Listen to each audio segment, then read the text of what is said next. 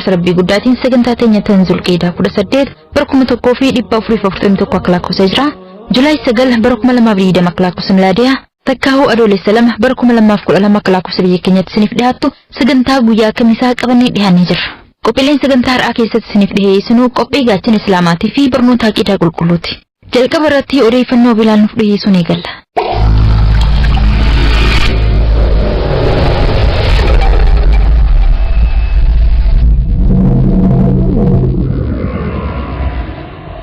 Assalamu alaikum wa rahmatullahi wa barakatuhu. Akkam jirtan kabajamtoota hordoftoota miidiyaa Nuural Hudaa. Odeeffannoo Julaay 9 bara 2020 isin dhageessifna. Odeeffannoo guyyaa har'aa kan isiniif dhiyeessu ana Abuu Bilaal Huseeni. Ajjeechaa Haacaaluu Hundeessaa hordofuun lakkoofsi namoota biyyattii keessatti ajjeefamanii 239 gahuu ibsame. Komishiniin Poolisii Oromiyaa jeequmsa naannicha keessatti uumameen poolisoonni 9 milishoonni 5 akkasumas lammiileen nagaa 215 lubbuu dhabanii jiru jedhe. Komishinii Poolisii Oromiyaatti hoogganaan poolisii Idilee Mustafaa Kadir ibsa kenneen namoonni 3,500 ol ta'an ammoo jeequmsa uumame kanaan shakkamanii to'annaa jala oolfamuu hime. Kana dura magaalaa Finfinnee keessatti namoonni 10 ajjeefamuu poolisiin magaalattii ibsee ture. Haaluma kanaan ajjeechaa artist Haacaaluu Hundeessaa irratti torbee dabre raawwatameen booda hiriira mormii gaggeeffame hordofuun lakkoofsi namoota ajjeefamanii 239 gahuu odeeffannoon ni addeessa. Akka qondaaltonni jedhanitti namoonni kunneen humnoota nageenyaa fi walitti bu'iinsa namoota jidduutti uumameen ajjeefaman. Dabalataanis lubbuu namootaa dabreen alattis qabeenyi namoota dhuunfaa fi mootummaatis barbadaa'uu ibsame.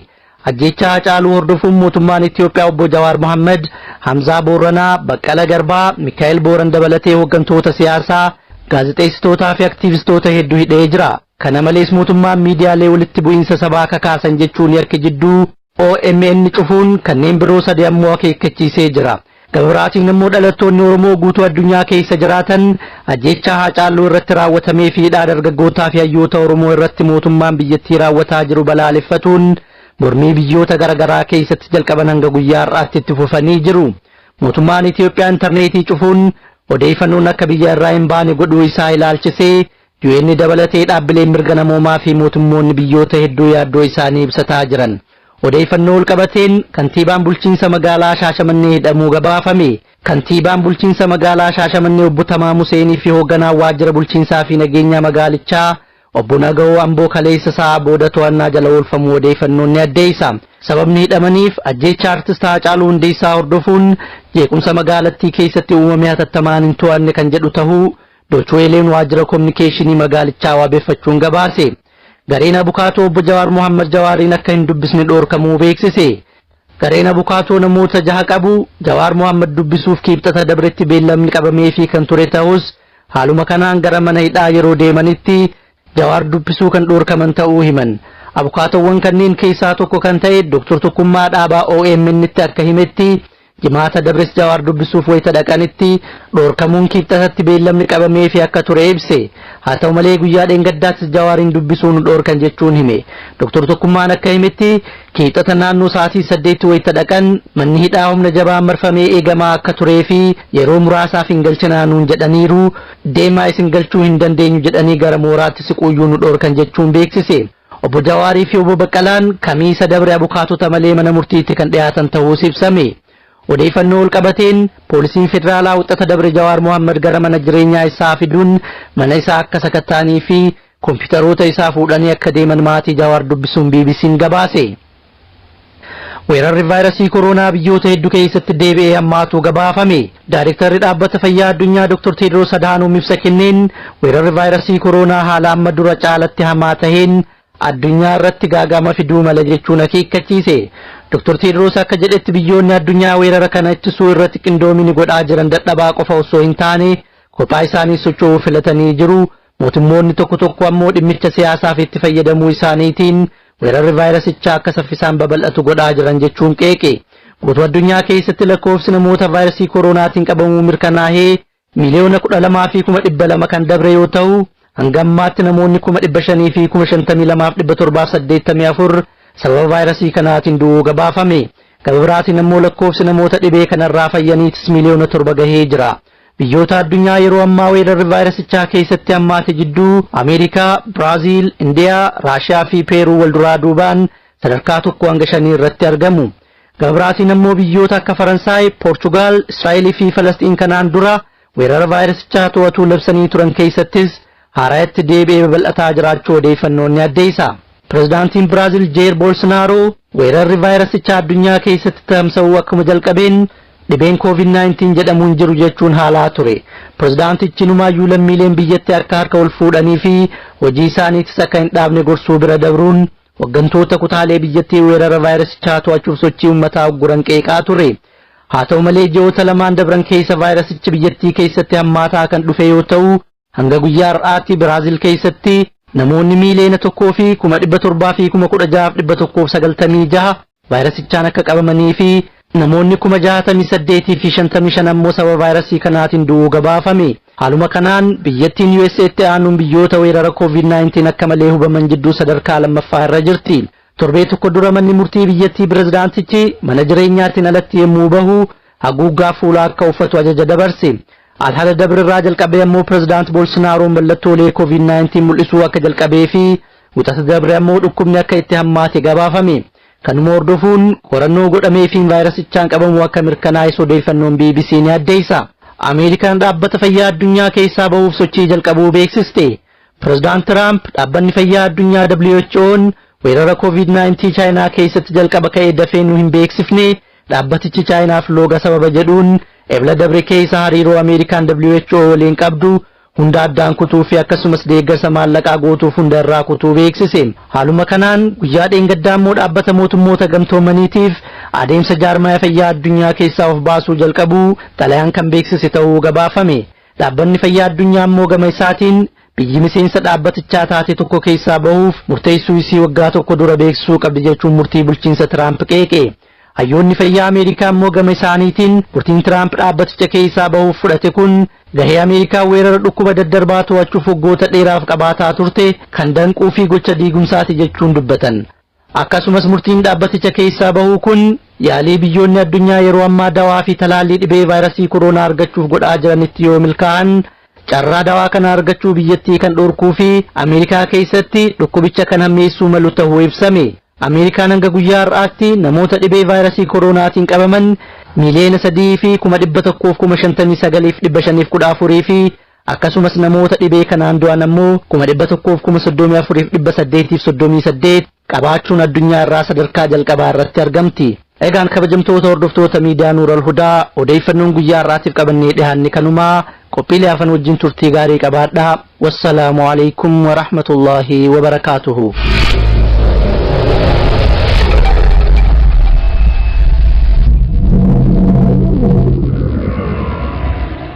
Hayyee obboleessa keenya Wilaal odeeffannoo nuuf dhiheessiteef galata guddaa argadhu. Rabbiin sirraa haa jaalatu. Egaan kabajamtoota dhaggeeffattoota keenya sagantaa suura qalbii alhada dabre waan isiniif hin dhiyeessiniif murtii dhaddacha jaalalaa guyyaa har'aatis hin qabnu. Inshaallah torbaan qabannee dhiyaanna. Amma gama gaachana islaamaatti tarkaanfanna. Gaachana jajjabaa ofiin itti bannu. Gaachana islaamaa. Sagantaa kana keessatti gaafilee aduwwii musliimaa yeroo hedduu irra deddeebi'anii gaafachuudhaan musliimoota ittiin dhamaasuu fedhaniif deebii quubsaa hayyoonni islaamaa deebisan afaan oromootti hiiknee isiniif dhiheessina. Gaachana islaamaa. Gaachana jajjabaa ofiin itti bannu. Karaa lafaa ilmi waliin barsiifannu. In the field of zoology, the Quran says in Surah Anam, chapter number 6, verse number 38, we have made every animal that lives on this earth and every creature which has wings and flies in the air. Gamma zoologiiti. Qur'aanni suuraa An'aam suuraa jahaffaa aayaa 38 irratti wanni lafarra yaa'u hundi wanni goflaa lamaaniin barrisu hundi ummatuma akka keessaniitii jedha. Arraan tana saayinsiin bineensotaa fi allaattiiwwan akkuma ilma namaa gamtaan jiraatuu isaanii beekuu danda'ee jira. Qur'aanni suuraa Nahl suuraa 16ffaa aayaa 68 fi 69 irratti akkana jedha. Rabbiin kanniisa dalagaa barsiisee akki je'een gaara keessatti yookiin goda keessatti mana jaaradhuu keessa gali. Mukarraayis mana godhuu keessa gali. Waan namni siif jaarurraa gaagura bakka keessa galtu godhuu qubadhu. Waan midhaa yookiin daraaraa ta'e hundarraa waa nyaadhu. Karaa Rabbiin keessi barsiisee deemee rizqii barbaaddadhu. Dhiheenya kana waggoota muraasa dura saayintistiin Carl von Frisch jedhamu akkaataa sochii fi amala kanniisaa irratti ibsa waan kanneef badhaasa noobeelii argate. Qur'aanni kanniisaan mana gaara keessatti, goda keessatti, mukarratti, bakka namni siif jaaru keessa qubadhu, karaa rabbiin keessi barsiise deemee rizqii barbaaddadhu hoggaa jedhu maal jechuusaati. Arraan tan eega saayinsiin guddateen booda eega kaalfoon firiish akkaataa sochii kanniisaa ibseen booda kanniisni masnoo kuduraa takka yoo argite yookiin daraaraa yoo garte deebitee hiriyoota siitti karaa fi kallattii daraaraan sun itti argamu qajeelchitee itti himti. Sunis karaa bii daansi ja'amuun daraaraa akka guuran taasisa. Wanni nuti dhiheenya kana beekuu dandeenya waan qur'aanni waggaa 1400 dura karaa rabbiin keessi barsiiseen deemee rizqii barbaaddadhu jedhee barsiise kana. Arraan tan akka saayinsiitti waan kanaan zabbii daansi jenna. Dur kanniisa hormaatu waa dalaga jennee himaa turre. Arraan tana saayinsii irraa akka hubannetti hormaa osoo hin taane kanniisa dhaltuutu waa dalaga.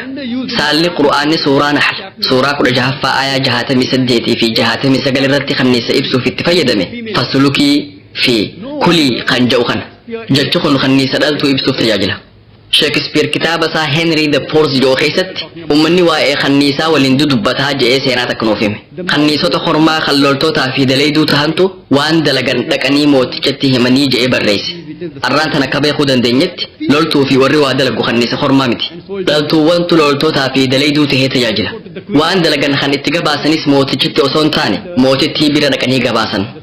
Hubadhaa saalli kanniisa daleeyduu dhaltuu akka ta'e qur'aana keessatti waggaa 1400 dura ibsame. Nuti dhiheenya kana beekuu dandeenya. Qur'aanni suuraa Naml suuraa 27 aayaa 17 fi 18 irratti kana jedha. Jinni namaa fi waan barrisurraa rabbiin Nabi Suleymaaniif ashkara biyya hundarraa walitti qabe. Hoggaa yaa'an wal hayyisaa yaa'an hanga osoo yaa'anii laga mixiitti dhufanitti waraana Nabi Suleymaan kana gartee duba mixiin takka kijjatte. Yaa ilmaan mixii mana keessan seenaa. Suleymaanii fi ashkarrisaa osoo quban qabne isin hin fixin. Namni gariin qur'aanni kitaaba durdurii akkamiiti jechuun maalaluu danda'an. Waa'ee mixiiwwan waliin dudubbatanii nuuf hima. Nuti kitaaba durdurii akkanaa hedduu qabnaa ja'an. Sababa qur'aanni kitaaba durdurii akkamiiti ja'an. Eega saayinsiin guddateen booda bineensi yookiin ilbiisni ilma namaatti haalaan dhihaatu mixii ta'uu hubanne. Mixii waliin wal fakkeenya qabna. Akkuma nuti reefka nama du'ee awwaallutti mixiillee reefka isaanii ni awwaalan. Akkaataan hojii isaaniitis walitti hidhamaa fi wal xaxaadha. To'ataa, hoogganaa, qajeelchaa, hojjetaa fi kanneen birootis of keessaa qaban. Akkaataan wal quunnamtii dubbii isaaniitis kan ajaa'ibaati. Walitti dhufanii waliin dhaabbatanii haasawan. Gabaa meeshaa walirraa itti daldalatan qaban. Suuqiin beeytuumi nutis iddoo gabaa qabna. Mixiiwwanis magaalaa meeshaa itti wal jijjiiran qaban. Yeroo ganna roobee midhaan kuufatan jalaa jiidhe mixiiwwan midhaan san gabbaasanii aduu keessatti goggeessan. Jiidhaa fi owwii midhaan akka balleessu beekuu isaanii irraa hubanna. Sanyiin midhaanii kuufatan yoo biqiluu jalqabe waan biqile san irraa muran. Biqiluun sun midhaan san akka shamsu yookiin balleessu beekan. Hubadhaa qur'aanni waa'ee jireenya mixii waggaa 1400 dura ibse. Nuti waan kana dhiheenya kana bira gahuu dandeenya. Will cause rotting of the grain. And if the grain begins to bud, they chop off the bud as though they knew that budding will cause rotting of the grain. Imagine, Quran speaks about the lifestyle of the ants 1400 years ago, which we have come to recently. The Quran surah Ankabut, surah 29 ayat 41 warri taabota rabbi godhatee rabbii tokkicha achitti gabbaru akka daarabaaftu yookiin aaroo mana jaaratteeti. Irra laafaan mana aarootii ja'a. Rabbiin warri rabbii tokkicha achitti qaama biraa waan isaan hin fayyadne na fayyada ja'anii gabbaran yookiin itti irkatan akka daarabaaftuu mana jaaratteeti hoggaa jiru mana aaroo kan haada laafaan jaarame san nuuf ibsaa jira. Manni aaroo yookiin sarariitii irra laafaa manaati. Hundi keenya manni daarabaaftu yookiin saaphaphu mana irra laafaa ta'uu ni beekna. Arraan tan akka beekuu dandeenyetti aaroon hormaan yeroo hedduu aaroo dhaltuun ajjeefama. Walitti dhufeenya abbaa warraa fi haadha warraa daarabaaftuu gaarii miti. Qur'aanni waa'ee mana laafaa kan ijaan agarruu mana daarabaaftuu yookiin saaphaphu ibsuun cinatti walitti dhufeenyi mana san keessaallee gaarii akka hin taane nuuf ibsaa jira. The relationship of the husband and wife is not good in the spiders. So besides the Quran talking about the flimsy physical nature of the house of a person who takes a protector besides Almighty God, is also talking about the relationships in the house. In the field of physiology, gama fiiziyoloojiitiin eega qur'aanni buufame waggaa 600 booda namni ibni nafiis jedhamu waa'ee marsaa dhiigaa ibse. Eega qur'aanni buufame waggaa 1000 booda ammoo eega ibni nafiis ibse waggaa 400 booda jechuudha. Wiiliyaam Haarvii namni jedhamu dhimma kana addunyaa cufa beeksise. kitaaba mana barumsaa keessatti barannu irratti namni jalqaba waa'ee marsaa dhiigaa dubbate Wiiliyaam Haarviitii jennee baranne. Dhugaan jiru garuu Ibn Nafiis isa dursee waggaa 400 dura dubbatee ture. Kun dhimma miidiyaati. Arraan tan akkuma beeknu sooranni nuti soorannu garaacha seena. Itti aansee gara maari'imaanii dhaqa. Fiiziyooloojiin wal qabatee waa'ee marsaa dhiigaa fi uumama aannaniitiin wal qabatee gabaabatti wanniin isiniif ibsu. Sooranni maari'imaan eega seeneen booda wanni soorata san keessaa dhimbiibamee bahe gara ujummoo dhiigaatti makama. Takka dhiigatti makamnaan qaama hunda dhaqqaba. Xannachi maamaarii jedhamu kan qophaa'uu aannaniitiif barbaachisus soorata kana ni argata. Waa'ee marsaa dhiigaa fi uumama aannanii irratti wanni nuti dhiyeenya kana beekuu dandeenya. Qura'aana keessatti waggaa 1400 dura ibsamee jira. Suuraa An-Nahl suuraa 16 aaya 66 irratti beeladaa keessa waan isin gorfamtanii rabbitti amantaniitu jira. Waan garaa beeladaa jirurraa isin obaafna. Cumaa fi dhiiga jidduu aannan qulqulluu miidhaa hin qabne isin obaafnaa ja'a. Dhaamsi wal fakkaataan suuraa Mu'minuun suuraa 23 aaya 21 irratti ammaas beeladaa keessa waan gorsa isiniif ta'utu jira. Nuti waan garaa beeladaa keessa jirurraa aannan xaliila isin hin huune isin obaafna. Ammallee faayidaa hedduutu jira. Beeladarraa foon nyaattanii ja'a. Qur'aanni waa'ee marsaa dhiigaa fi oomisha aannanii gabaabsee waggaa 1400 dura ibse. Speaks about the blood circulation and the production of milk in a nutshell 1400 years ago. In the field of medicine, previously we did not know that the honey Gama fayyaatiin dur deemi garaa kanniisaa keessaa bahuusaan beeknu ture. Qur'aanni suuraa An-Nahl suuraa 16 aaya 69 irratti garaa kanniisaa keessaa deema dhugantu ba'a. Deema bifaan wal dadhabu. Deema keessa dawaatu namaaf jiraa ja'a. Waggaa 300 dura deemi garaa kanniisaa keessaa bahuusaa saayinsiin beeke. Ammaan tan akka beeynetti deemi vaayitaamin K fi firaaktoos of keessaa qaba. Dhiheenya kana deemi wantoota madaa namaa fayyisan qabaachuu isaa beekuu dandeenya. Loltoonni Raashiyaa waraana addunyaa lammaffaa irratti madaa isaanii haguuguudhaaf deema fayyadamaa turan. Kun akka jiinii madaa san keessaa hin huurkine taasisa. Madaan sunis wayita fayyitu godaannisa xiqqoo qofa godhattee fayyiti. Deemi rukkina waan qabuuf jarmii fi baakteeriyaan madaa san irratti wal horuu hin danda'an.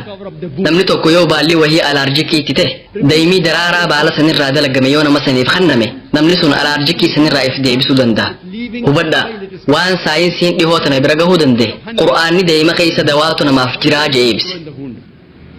And if a patient is suffering from the allergy of a particular plant, if honey is obtained from that plant and given to that patient starts developing resistance to it.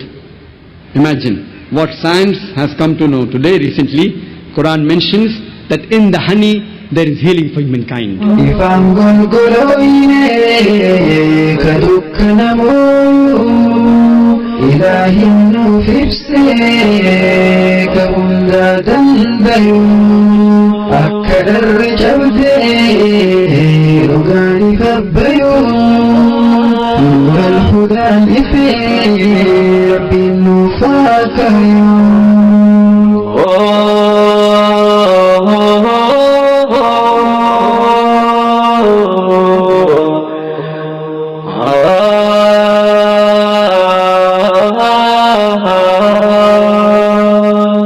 ما شاء الله أيها إسلام قديش الدكتور ذاكر نايك ربي بكم سرام بكم ستيادة بلو أما سقموا قبيتي أنتو تسين دبرسنا برنوتا قيدا قل قلو دقيفني ولي تلجان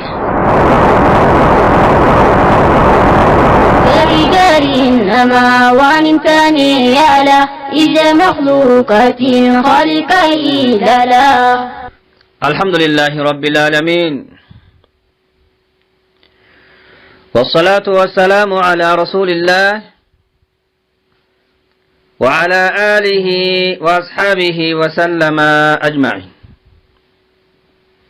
dhaggeeffattoota fi hordoftoota raadiyoo Nuur al-Hudaa assalaamu alaykum wa rahmatullahi wa barakaatuh. kutaan 97 ka barumskeenna ardha al-khata'u min mawaani'i takfiir tawwalillaalladha. dhiin kan wanni laalu jirru waa'ee takfiira nam kafarsiisu waan kan ballisne walillaalu jirraadha. ammoo akka waan irraanfanne waqti hedduu yobaab kan dubbatan wanni jabduunatiin hubachuu qabdu kaatiin mirkaneeffachuu qabdu kaatii waqti tokkollee irraanfachuu hin qabne baab kan keessatti kufriin lama qoodamti. كفري مطلقاتف كفري مقيدة وانجدان كفري مطلقة جتشتوك وجيتوك يو اسين كتابة سنة فالسيته وجين كن وجي كفري جت وجي كانت كفر ما مرتسو هندن ديت جتش كن جتش كفري جت جتشت يو كان وجي دلقات مرتسو هندن ديت أمو أبا دلقاتي في أبا جتشا كانت مرتسو هندن ديتو شروطف موانع عامة لجنة برسن وكلمان أكدا سا أدام بافت فلانتون فلانا ميدون كيسا جيقول فلانتون فلانا ميدون كيسا دوغنغورو تنافو أجيف أبان أجي جيتشاف أبان جيتشا وان تو كوميتي أجي جيتشا كفرت مرتسون دنديتا أبا جيتشا أبا أجي كوان كان أجت كوان كان دبت كفر إسان مرتسو في شروط سبرباتشسان مانع سبرباتشس شروطه فلانيدا أكسمت مانع اللي ولي قالت جملات فلانيدا تربان دبري مانع كفري وانا كفري نم كانت مرتوفني دورا ولا الفلاني نمتش ولا الكبات جنان كفرين تمرتاه ما نفنا ولا لكنا كفرين سمرتاه هندو هذا هندانجس أكناد أرمى ونفدن دغونغورا وانجدن فدن هذا دغونغوري مما وانع التكفير نم توكيوني دغونغورا وان كفري دبت دغونغورا وان كفري وجاتي كفرت مرتسون دندت ما نفنان نمچ كون دغونغورا وان كان سينيد مالك اسده ياده وان كان سين تنافو نم دغونغور يو اني كفري وجات يو اني وان كفري دبت كفر ما نست مرتاه لأن الرجل مخطئ دغونغورا أكمت دغونغورا كفر ما مرتستا لكن كيسا نميدون كفار نميدون سجيغات وقتي نميتك دغونغورا كفر ما دبت يو كان كفر ما وجت يو كفريت مرتسي dhiigisa halaal godhe horii isa halaal godhe waan guddaa namichi kana murteessee jechuudha. Ammoo sila namichi kan wanni kun itti murtaa'uu hin qabu. Kufrummaan isa murtaa'uu hin qabu. Maanifennaan namichi dogongoraa jechuudha. Daliili kana Rasuuli alayhi salaatu wassalaam hadiis keessa waan jedhu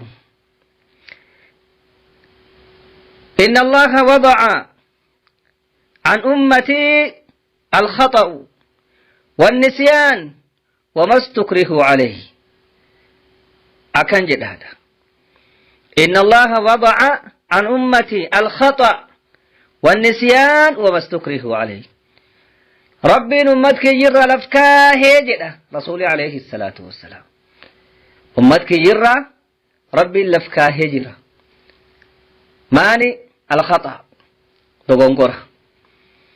دغونغورا أمتك يرى لفكاه جرا إسان الربوس جرا أما اللي إرام في وانسان دركين أجتان وتقود دركسي فمني يوسان دركين وانسان دلغن رب سبحانه إسان الرلفكاه جرا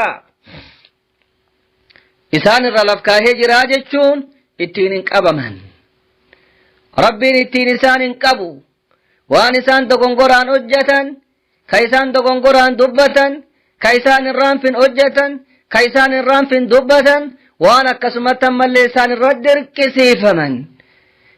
dirqisiifaman yoo wanni sun kufrii illee taate ittiin hin qabaman tanaafuu nam dogongor yoo inni dogongoreetiin jedhe كفرين ست مرتاه يجي رسولات عليه الصلاة والسلام حديث برال الجراد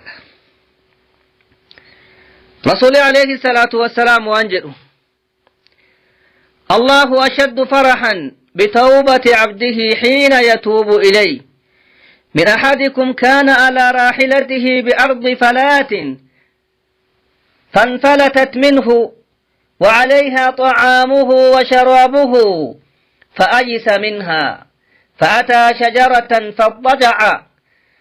فاضطجع في ظلها وقد يئس من راحلته فبينما هو كذلك إذ هو بها قائمة عنده فأخذ بخطامها ثم قال من شدة الفرح اللهم أنت عبدي وأنا ربك اللهم أنت عبدي وأنا ربك أخطأ من شدة الفرح حديث كان كيست رسول عليه الصلاة والسلام وان أجائب قرتنوا في ماذا وان أجائب حديث إمام مسلم إباس عليه رحمة الله حديثي وان أجائب دبتات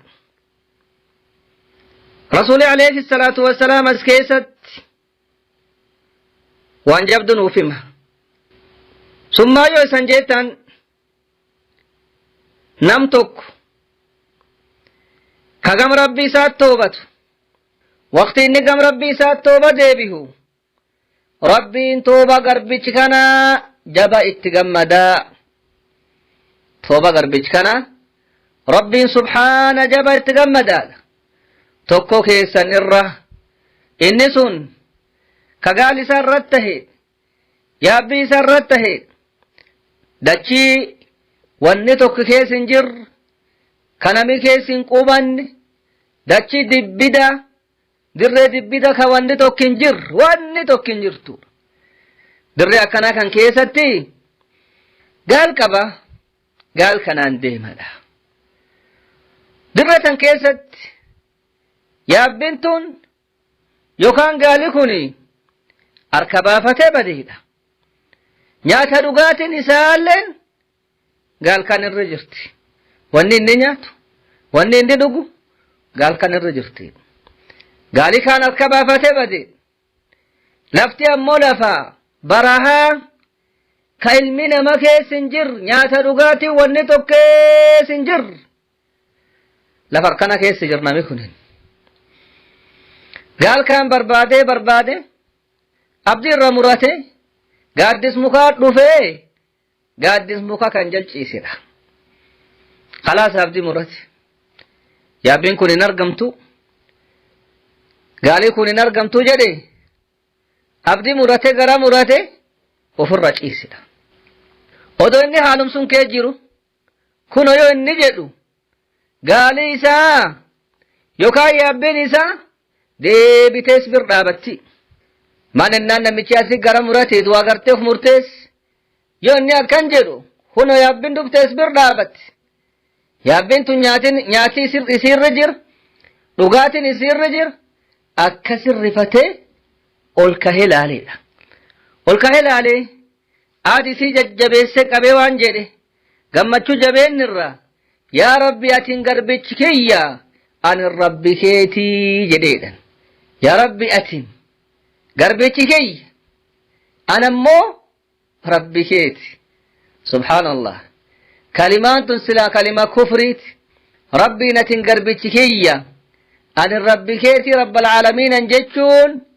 kalima kufriitidha kalimaan tun islaamummaa keessanan baasti imaan keessanan baasti nam qabarsiisti kufri naman murteessisiiti akkana ammoo namichi kun hin kafarre maani fennaan rasuuli alayhi salaatu wassalaam waan jedhe akhta'a min shiddati alfarhi namichi kun sababa gammachuu jabduutii fi dogongoree jedhan gammachuun isa jabaattee has dabarte gammachuu jabduu tan keessa dogongoree uf wallaalee jechi kan jedhe tanaafu namni dogongoree waan akkana dubbatti waan kufrii dubbatti waan kufrii hojjete kufriin isatti murtaahu kalimaan tun isin kalima kufriiti namichi sila hin kafara لكنها بدون قصد يا